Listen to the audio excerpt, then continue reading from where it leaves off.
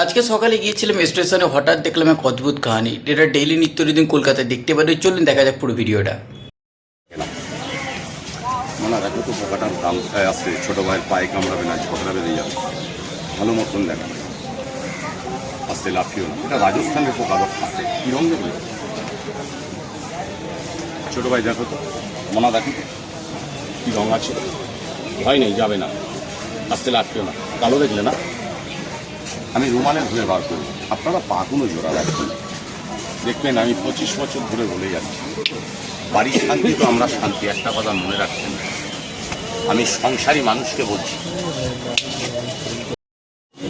বিজ্ঞান উন্নয়ন করলো ইন্ডিয়ায় গাছ নিয়ে মানুষের, আর বাড়িতে যদি কোনো বিষাক্ত সাপ পোকামাকড় থাকে, গাছটা বাড়িতে রেখে দেবেন, গন্ধ আছে, এর নাকে গেলে সহ্য করতে পারে না, বলবেন গাছটার দাম কত, বিক্রি করি না, 10 টাকা মন্দিরে দিয়ে দেবেন, 10 টাকা আল্লাহর ঘরে দিয়ে দেবেন, 10 টাকা গরিব কানা মানুষকে দান করবেন। আমার মায়ের জন্য নিয়ে যাবেন, বাচ্চার জন্য নিয়ে যাবেন, ছোট বোনের জন্য নিয়ে যাবেন। খেলাটা দেখুন, আমি জায়গায় সরে এসো ভাই, পাটটায় চলে এসো, মনা সরে এসো। ছোট ভাই এই যে হ্যালো, আমাদের গাড়ি বাকি আছে, ওটা বজবজ